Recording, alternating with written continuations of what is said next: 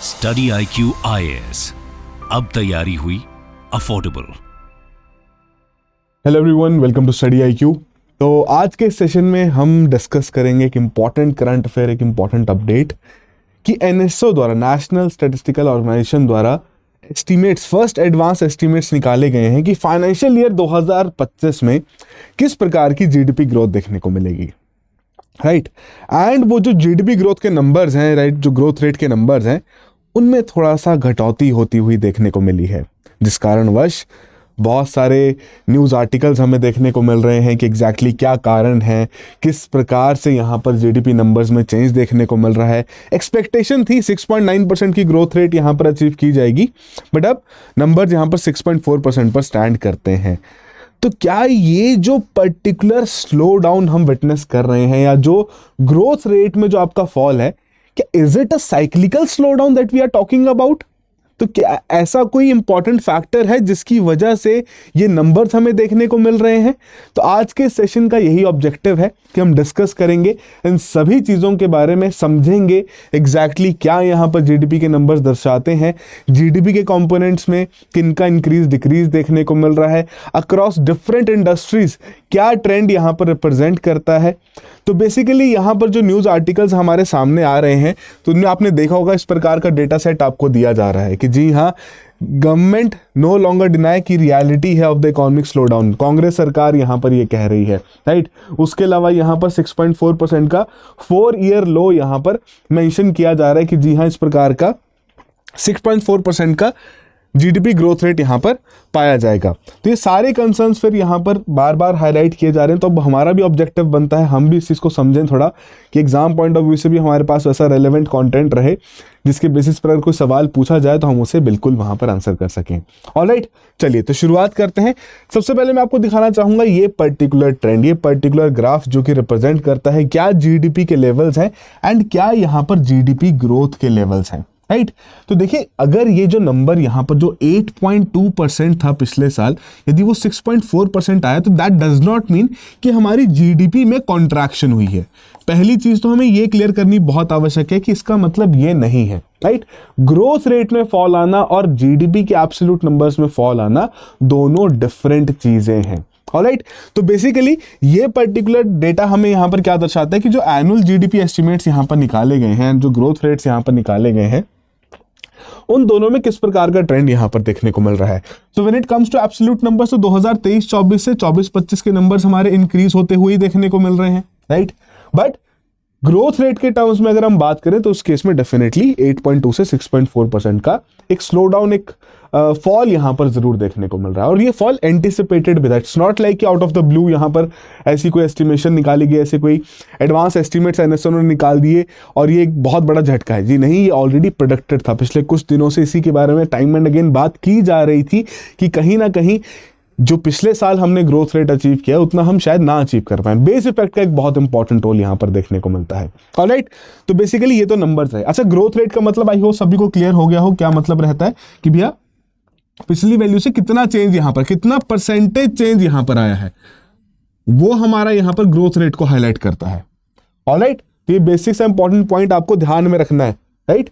And GDP levels जो आपके normally यहां पर कैलकुलेट किए जाते हैं। तो what is GDP? GDP is the basically value of final goods and services जो कि एक पर्टिकुलर इकोनॉमी में एक साल के टाइम पीरियड में तैयार की जा रही है, प्रोड्यूस की जा रही है, right. The value of final goods and services जो कि डायरेक्टली कंज्यूम की जाती है। तो आपके लिए सिंपल सा होमवर्क मैं चाहूंगा, कमेंट बॉक्स में जरूर मेंशन कीजिए कि भैया ये जो पर्टिकुलर गुड्स एंड सर्विसेज है, राइट, ये जो हमारे देश में प्रोड्यूस की जा रही हैं, तो क्या इसमें अनपेड वर्क भी इंक्लूड किया जाता है? जरा कमेंट बॉक्स में बताइए। ऑलराइट, तो ये तो पहली बात कि भैया यहाँ पर जीडीपी के नंबर्स क्या कहते हैं। ग्रोथ रेट में अगर फॉल है दैट मींस कि एब्सोल्यूट नंबर्स में फॉल नहीं है, बट हाँ, जितना परसेंटेज चेंज हमने यहाँ पर देखा था 8.2% का, उतना ना देखते हुए 6.4% का ही चेंज यहाँ पर पाया जा रहा है। ऑलराइट, तो ये एक इंपॉर्टेंट पॉइंट।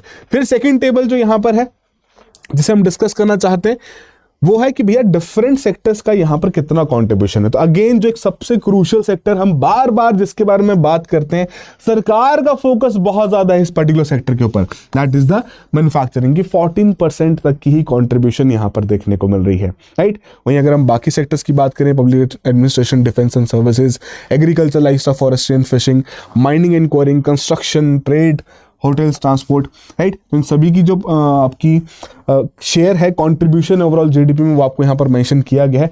मैन्युफैक्चरिंग यहाँ पर 14% स्टैंड करता है, राइट। रीजंस पर भी अभी हम आएंगे, बट मैं थोड़ा बहुत आपके साथ ये ग्राफ्स यहाँ पर डिस्कस करना चाहता था। ऑलराइट, अब ये एक बड़ा इंपॉर्टेंट चीज है जिस पर सवाल पूछा भी जा सकता है, राइट।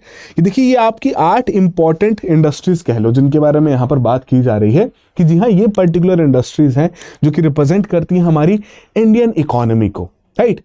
तो क्या इन इंडस्ट्रीज में किस प्रकार का ट्रेंड यहां पर पाया जा रहा है? तो बेसिकली एग्रीकल्चर में अगर हम देखें तो इंक्रीज है भैया, राइट। बट वहीं अगर हम बाकियों की बात करें, माइनिंग एंड क्वारिंग शॉर्टफॉल है in terms of growth rate, not in absolute terms, in terms of growth rates यहां पर शॉर्टफॉल देखने को मिल रहा है, ठीक है जी। एंड उसके अलावा सिर्फ एक और हमारी कैसी इंडस्ट्री है, public administration, defence and other services, right. Services sector का आपका कंपोनेंट है जिसमें हमें यहाँ पर इंक्रीज देखने को मिला कि जी हाँ, इनकी कंट्रीब्यूशन यहाँ पर बढ़ती हुई देखने को मिलेगी, इनके जो जीवीए एस्टिमेट्स है वो बढ़ते हुए देखने को मिलेंगे। Agriculture again very important point, कहीं ना कहीं हम इसे लिंक कर पाते हैं उस समय के साथ जब पेंडेमिक के समय पे बाकी सभी सेक्टर्स में कॉन्ट्रैक्शन देखने को मिला था, बट एग्रीकल्चर ने फिर भी वहां पर बहुत अच्छे तरीके से रिस्पॉन्ड करते हुए ग्रोथ को रिकॉर्ड किया था, राइट। तो ये इंपॉर्टेंट पॉइंट्स आपको इंटरलिंकेजेस क्रिएट करने आने चाहिए, और यही चीज यहां पर टाइम एंड अगेन कही जा रही है कि जो 6.4% का ये ग्रोथ रेट है, राइट, ये ग्रोथ रेट लोएस्ट है after the pandemic, post pandemic ये लोएस्ट देखने को मिल रहा है, राइट। चलिए, तो ये तो रही बात एक और इंपॉर्टेंट पॉइंट की। फिर आती है बात यहां पर प्राइवेट स्पेंडिंग के बारे में कि प्राइवेट स्पेंडिंग में क्या चेंज हमें यहां पर देखने को मिल रहा है। Now here comes the important point कि जब हम जीडीपी की बात करते हैं, जो हम जीडीपी की कैलकुलेशन की बात करते हैं, right, so we have 2 important measures. पहला रहता है हमारा प्रोडक्शन मेजर जिसे हम जीवीए मेथोडोलॉजी भी वहां पर कहते हैं, एंड दूसरा हमारा रहता है एक्सपेंडिचर मेथड। थोड़ा एक्सपेंडिचर मेथड को याद करने की कोशिश करो। जीडीपी जब हम एक्सपेंडिचर मेथड के माध्यम से कैलकुलेट करते हैं तो उस केस में हम एक पर्टिकुलर फॉर्मूला यूज करते हैं, CIGX, राइट। सी यहां पर रिप्रेजेंट करता है प्राइवेट कंजम्पशन को, आई यहां पर रिप्रेजेंट करता है इन्वेस्टमेंट को। आई होप आप सभी ने ये चीजें पढ़ी हो, आपको याद हो ये चीजें। जी रिप्रेजेंट करती है गवर्नमेंट की स्पेंडिंग को, राइट, एंड एक्स यहां पर रिप्रेजेंट करता है नेट एक्सपोर्ट्स को। तो आई थिंक आप सभी ये चीज याद रखते हैं और आप समझते भी हैं कि क्यों ये जो एक्स वाली टर्म है ये हमारी नेगेटिव में देखने को मिलती है। क्या कारण है इस चीज का? सिंपल सा कारण है कि भाई हमारे देश द्वारा यहां पर इंपोर्ट ज्यादा किया जाता है एंड एक्सपोर्ट हमारे द्वारा यहां पर कम किया जाता है, जिसकी वजह से जो नेट एक्सपोर्ट्स की value which is basically exports minus imports, ये वैल्यू हमें नेगेटिव में देखने को मिलती है। ऑलराइट, चलिए अब इन 3 इंपॉर्टेंट पैरामीटर्स के बारे में थोड़ा जिक्र करते हैं। तो क्या इन 3 इंपॉर्टेंट पैरामीटर्स का जिक्र इस इमेज में कहीं किया गया है? थोड़ा सोचिए इसके बारे में। जी हाँ, बिल्कुल। जो कंजम्पशन है वो किसके माध्यम से रिप्रेजेंट की गई है? It is basically PFCE, private final consumption expenditure. ये किस चीज को ट्रैक करती है? ये ट्रैक करती है कि इंडिविजुअल्स द्वारा या जो आपके ऐसे इंस्टीट्यूशंस हैं जो कि हाउस होल्ड्स को सर्व कर रहे हैं, नॉन प्रॉफिटेबल इंस्टीट्यूशंस जो हाउस होल्ड्स को सर्व कर रहे हैं, उनके द्वारा यहां पर किस प्रकार का खर्चा किया जा रहा है। तो ऐसे कौन से इंस्टीट्यूशंस रहते हैं भैया जो हाउस होल्ड्स को सर्व करते हैं? भैया टेम्पल्स हो गए, गुरुद्वारास हो गए, राइट। तो PFC में हमने यहां पर क्या ट्रेंड पा रहे हैं? PFC के ट्रेंड में हम देख रहे हैं कि भैया which is represented by the orange bar, right? तो फाइनेंशियल ईयर 2024 में 4% की ग्रोथ थी PFC में, but when it comes to 2025 के एस्टिमेट्स में, जो कि पहले 6 महीने के डेटा के बेसिस पर यहां पर कैलकुलेट किया गया है, एंड आने वाले जो 6 मंथ्स का जो डेटा यहां पर है उस केस में यहां पर कहा जा रहा है, या जो आपके बाकी 6 मंथ्स का डेटा जो यहां पर कैलकुलेट किया जाएगा उस केस में यहां पर पॉजिटिव ग्रोथ देखने को कहा जा रहा है कि मोर देन 6% की ग्रोथ रहेगी, तब जाके हम 6.4% का यहां पर ग्रोथ रेट अचीव कर पाएंगे, right. So coming back to the point, यहां with respect to PFC, private final consumption expenditure, क्या बात की जा रही है कि भैया फाइनेंशियल ईयर 2024 में 4% की ग्रोथ रेट थी and when it comes to financial year 2025 7.3% का ग्रोथ रेट है। तो दैट मीन्स कि यहाँ जो हमारी कंजम्पशन है, कंजम्पशन बढ़ती हुई देखने को मिल रही है, कंजम्पशन में इंक्रीज यहाँ पर देखने को मिल रहा है, राइट, कि यहाँ पर जो लोगों के द्वारा कंजम्पशन है उसमें यहाँ पर इंक्रीज है। Alright, apart from that second हमारा जो इंडिकेटर है इन्वेस्टमेंट का, राइट। अब इन्वेस्टमेंट का इंडिकेटर किस चीज से रिप्रेजेंट किया जाता है, जो हम यहां पर अगर देखें क्या कोई ऐसी टर्म है, जी हाँ बिल्कुल, यहां पर हमारे पास GFCF, gross fixed capital formation, which is a indicator, basically use किया जाता है ये दर्शाने के लिए कि किस प्रकार की इन्वेस्टमेंट हमारी इंडियन इकोनॉमी में होती हुई देखने को मिल रही है। ऑलराइट, सो यहां इन्वेस्टमेंट के केस में क्या कहा जा रहा है कि अच्छा 2000, पहली बात रेड बार से मार्क्ड है कि 2024 के फाइनेंशियल ईयर में, विच मीन्स 2023-24, 9% का ग्रोथ रेट था, बट जी हाँ यहां पर ये डिक्लाइनिंग स्टेट में देखने को मिल रहा है, राइट। अब ये इन्वेस्टमेंट क्या सिर्फ प्राइवेट सेक्टर की इन्वेस्टमेंट की बात हो रही है, जी नहीं, यहां हम दोनों private as well as government investment की बात करते हैं। सरकार जो केपेक्स अपना खर्च करती है वो भी यहां पर दर्शाया जाता है। तो क्या केपेक्स में हम शॉर्टफॉल पा रहे हैं, शॉर्टफॉल देख पा रहे हैं? तो जी हाँ, कहीं ना कहीं ये चीज रिप्रेजेंट हो रही है कि जितना ग्रोथ हमें 2024 के फाइनेंशियल ईयर में देखने को मिला था उतना ग्रोथ अभी नहीं देखने को मिल रहा, उससे कम हमें यहाँ पर देखने को मिल रहा है, राइट। और यही चीज एब्सोल्यूट नंबर्स में भी कही जा रही है कि जी हाँ, जितना हम चाहते थे कि केपेक्स यहाँ पर इंक्रीज करे उतना नहीं बढ़ पा रहा, या जितना सरकार ने टारगेट किया था उतना यहाँ पर नहीं हो पा रहा, राइट। तो अगेन यहाँ पर इंपॉर्टेंट इंडिकेटर GFCF का, which is used as an indicator for investment, तो इसमें आपकी घटौती देखने को मिली है in terms of growth rate. मैं एब्सोल्यूट नंबर्स में बिल्कुल भी नहीं कह रहा कि पिछले साल से कम इन्वेस्टमेंट हो रही है, बट पिछले साल जो ग्रोथ रेट हमें देखने को मिला उससे कम ग्रोथ रेट हमें इस साल देखने को मिल रहा है when it comes to investment, right.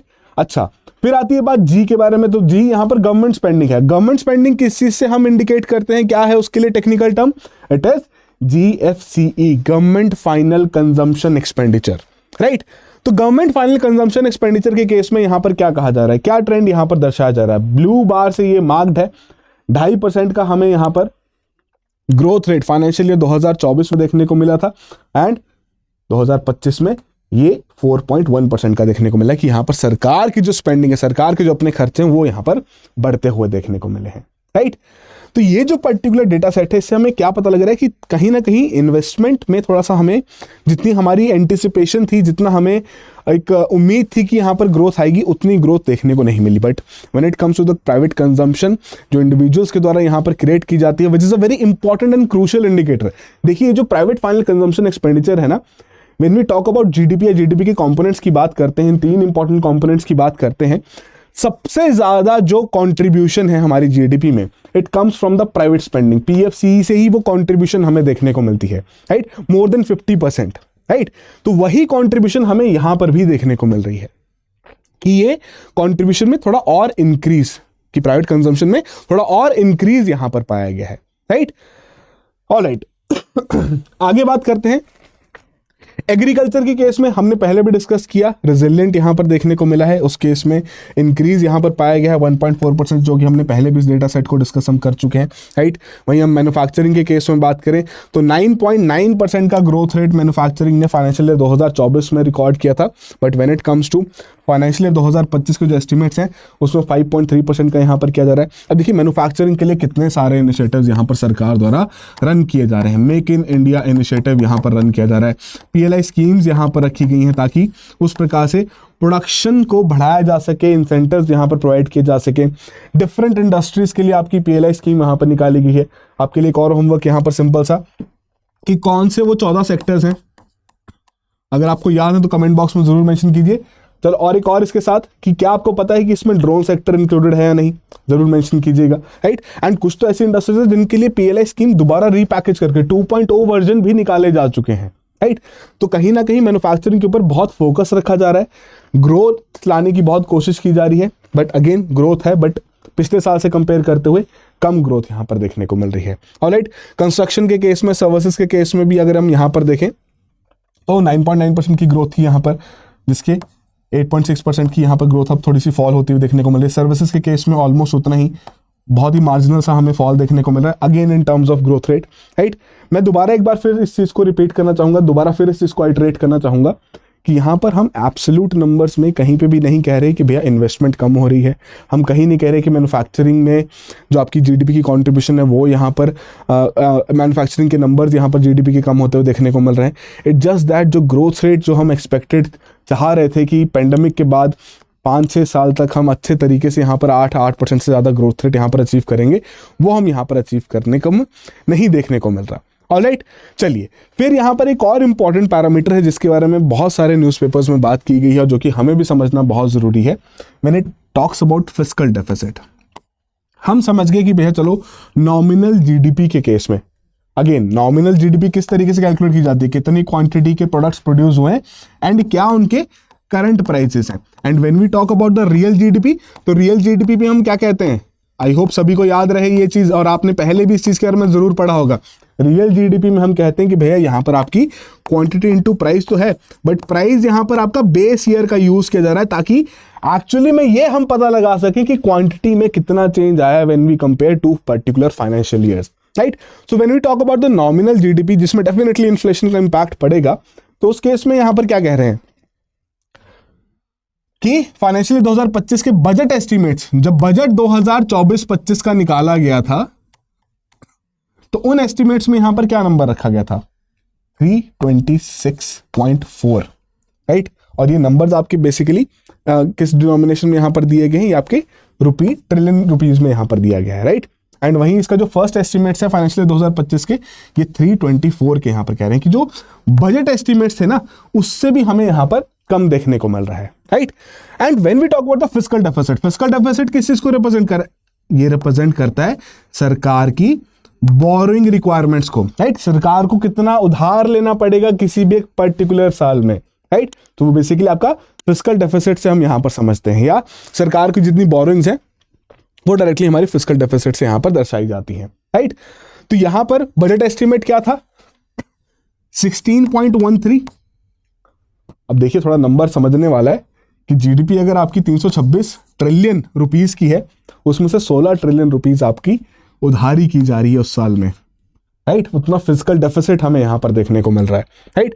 अब इसके फर्स्ट एस्टिमेट्स में क्या कह रहे हैं कि यही नहीं, ये नंबर हमारा कंट्रोल में है, राइट। तो क्या ये अच्छी बात है? जी हाँ, हम कह सकते हैं कि एक अच्छी बात है कि यहाँ पर सरकार अपनी बोरिंग्स को रिस्ट्रिक्ट करने की कोशिश कर रही है, right. But when it comes to कि भैया सेंटर का physical deficit as a percentage of GDP यहाँ पर देखा जाए तो उस केस में यहाँ पर 4.9% के बजट एस्टिमेट्स रखे गए थे, 5% के एडवांस एस्टिमेट्स यहाँ पर रखे जा रहे हैं, ऑलराइट। अब वही देखना रहेगा कि आने वाला जो बजट है जो कि अब बहुत रिसेंटली यहाँ पर आने वाला है, 1 फरवरी को यहाँ पर पेश किया जाएगा, उस केस में सरकार क्या अपने फाइनल नंबर्स यहां पर रखती है आने वाले साल के लिए, 2025-26 के लिए क्या टारगेट्स यहां पर सेट करती है। एंड अपार्ट फ्रॉम दैट कहीं ना कहीं ये भी बहुत क्रूशल रहेगा कि based on these particular numbers, ये जो एस्टिमेट्स यहां पर रखे गए हैं कि अच्छा मैन्युफैक्चरिंग में उतनी ग्रोथ नहीं आई जितनी आनी चाहिए थी, क्या सरकार के बजट एलोकेशन में उसका इंपैक्ट पड़ेगा कि सरकार अब दोबारा से यहां पर मैन्युफैक्चरिंग को पुश देने की कोशिश करेगी कि जो सर्विसेज एक बहुत मेजर कंट्रीब्यूटर है हमारी इंडियन इकोनॉमी का, या उसके ऊपर यहां पर ध्यान देगी, राइट। अच्छा, तो ये तो रही बात कि भैया इस एनएसओ की पब्लिकेशन जो कि रिसेंटली पीआईबी में हमें देखने को मिली है, उसमें क्या क्या बातें कही गई थी, क्या क्या चेंजेस यहां पर देखने को मिले थे across different industries, across different parameters, तो वो सब चीजें हमने यहां पर डिस्कस कर ली। बट अब बात करते हैं सबसे जो क्रूशियल एस्पेक्ट है, क्वेश्चन है जो हमारे सामने, जो आज का मुद्दा है हमारा डिस्कशन का, कि क्या ये साइक्लिकल स्लो डाउन है। अच्छा, साइक्लिकल स्लो डाउन किसे कहा जाता है, थोड़ा समझा जाए अगर इस चीज को, कि हम किस चीज को साइक्लिकल स्लो डाउन यहां पर कहते हैं।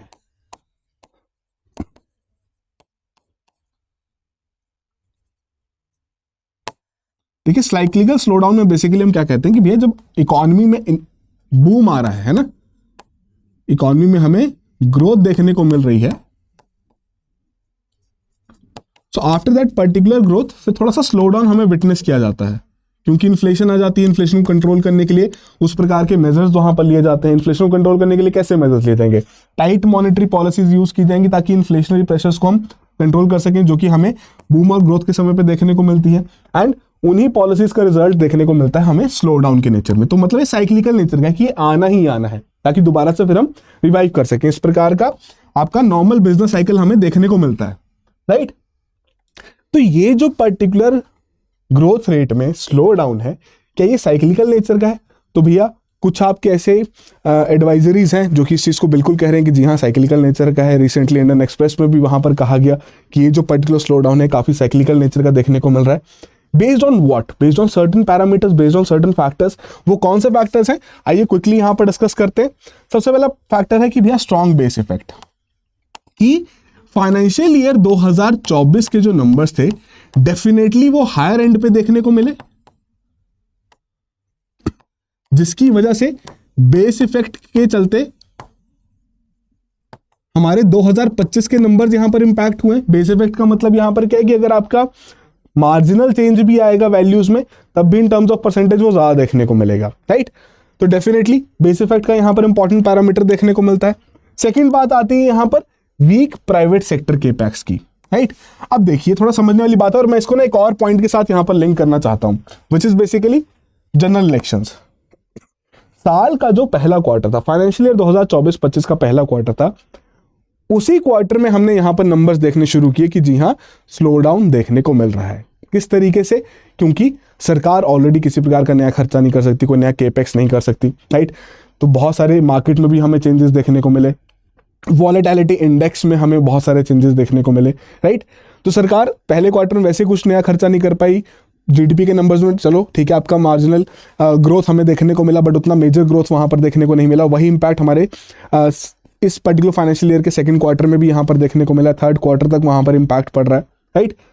बट कहीं ना कहीं अगर हम पिछले टर्म को भी कंपेयर करें या 2019 के टर्म को भी कंपेयर करें, तो उस समय पर भी थोड़ा बहुत इसी प्रकार का चेंज हमें वहां पर पाया गया है कि प्रीसीडिंग ईयर से अगर हम कंपेयर करें तो ग्रोथ रेट में शॉर्टफॉल वहां पर आया है। तो जनरल इलेक्शंस के समय पे ये इंपैक्ट पड़ता ही पड़ता है, क्योंकि उस समय पे जब आपके इलेक्शंस कंडक्ट किए जा रहे हैं, कोई नया खर्चा सरकार नहीं कर पा रही, एंड मोर ओवर जब सरकार कोई नया खर्चा नहीं करेगी ना, तो भैया जो प्राइवेट सेक्टर बैठा हुआ है, जो कि सरकार के डिसीजंस के ऊपर बहुत ज्यादा डिपेंडेंट है कि सरकार किस प्रकार का नया पॉलिसी इनिशिएटिव लेती है, सरकार किस प्रकार से कोई नया स्टांस यहां पर मेंटेन करती है, कौन से नए सेक्टर के ऊपर पैसा लगाती है, तो प्राइवेट सेक्टर द्वारा भी फिर इन्वेस्टमेंट कम की जाती है, राइट।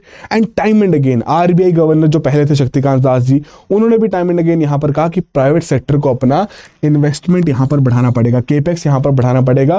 काफी प्रॉफिट्स ये कमा चुके हैं पैंडेमिक के बाद, अब उन्हें आवश्यकता है कि वो इस प्रकार का प्रॉफिट यहां अपने प्रॉफिट्स में से खर्चा यहां पर बढ़ाएं, अच्छी इन्वेस्टमेंट करें, ताकि उस प्रकार से ओवरऑल इंडियन इकोनॉमी में ग्रोथ देखने को मिले, right, both in terms of manufacturing as well as services, right. तो वीक प्राइवेट सेक्टर का केपेक्स भी यहां पर एक इंपॉर्टेंट फैक्टर है। Apart from that general election जो कि हमने डिस्कस किया, and since already Russia Ukraine के वॉर के बाद इन्फ्लेशनरी प्रेशर्स क्रिएट हुए, जिस कारणवश ग्लोबल लेवल पर सेंट्रल बैंक्स द्वारा वहां पर इंटरेस्ट रेट्स बढ़ाए गए, इंडिया में भी इंटरेस्ट रेट्स बढ़ाए गए। बट हाँ, कहीं ना ये उम्मीद थी, ये एंटिसिपेशन थी कि यूएस फेडरल रिजर्व ने अगर अपने इंटरेस्ट रेट्स कम किए हैं तो शायद आरबीआई भी इंटरेस्ट रेट्स अपने कम करे। बट अभी तक ऐसा कोई भी मेजर डिसीजन नहीं लिया गया। पॉलिसी स्टांस में डेफिनेटली विड्रॉल ऑफ अकोमोडेशन से हम न्यूट्रल स्टांस की तरफ यहां पर जा चुके हैं, बट अभी भी रेपो रेट में कटौती नहीं की गई है। तो अभी भी कहीं ना कहीं वो जो मॉनेटरी पॉलिसीज है वो थोड़ी टाइट देखने को मिल रही है। सरकार द्वारा भी जब खर्चा कम किया जा रहा है तो आपकी फिस्कल पॉलिसीज भी यहां पर टाइट देखने को मिल रही है, राइट। तो इसी कारणवश कहीं ना कहीं जो 2025 फाइनेंशियल ईयर के जो फर्स्ट एस्टिमेट्स हैं उनमें हमें ग्रोथ रेट में स्लो डाउन देखने को मिला। Again I will repeat, it's not in the absolute numbers, absolute numbers में हमारा जीडीपी में इंक्रीज ही है। हाँ, जो हमने ग्रोथ रेट 2024 में देखा था 8% का, जिस पर दुनिया भर में इंडिया की वाहवाही हुई थी कि भैया बाकी देश हार्डली 3 से 4% की ग्रोथ रेट यहाँ पर अचीव कर पा रहे हैं, इंडिया एवरेज से भी ज़्यादा यहाँ पर अचीव कर रहा है। तो डेफिनेटली वो नंबर अब शायद इस साल हमें देखने को ना मिले। डेफिनेटली फर्स्ट एस्टिमेट्स आ चुके हैं, बट अब क्या ये आने वाले बजट के लिए कुछ एक मेजर पॉलिसी डिसीजंस में इम्पैक्ट करेगा या नहीं, भैया वो तो आने वाला बजट ही हमें बताएगा। बट आई थिंक आज का जो हमारा मेजर मुद्दा था, आज का जो मेजर हमारा सवाल था कि ये साइक्लिकल नेचर का है स्लो डाउन या नहीं है, वो हमें डिस्कस हो चुका है कि साइक्लिकल नेचर का देखने को मिल रहा है, क्योंकि जब भी इस प्रकार की पॉलिसीज फॉलो की जाती है तो उसकी वजह से थोड़ा स्लो डाउन हमें विटनेस किया जाता है, right. And down the line जाके सरकार अगले बजट में क्या चेंजेस यहाँ पर लाती है इन पर्टिकुलर डेटा सेट्स के बेसिस पर, वो समय हमें बताएगा। बट आई होप आपके लिए कुछ ना कुछ नया वैल्यूएशन यहाँ पर जरूर हुआ हो। So that will be all the very best, have a good preparation. Study IQ IAS, अब तैयारी हुई अफोर्डेबल।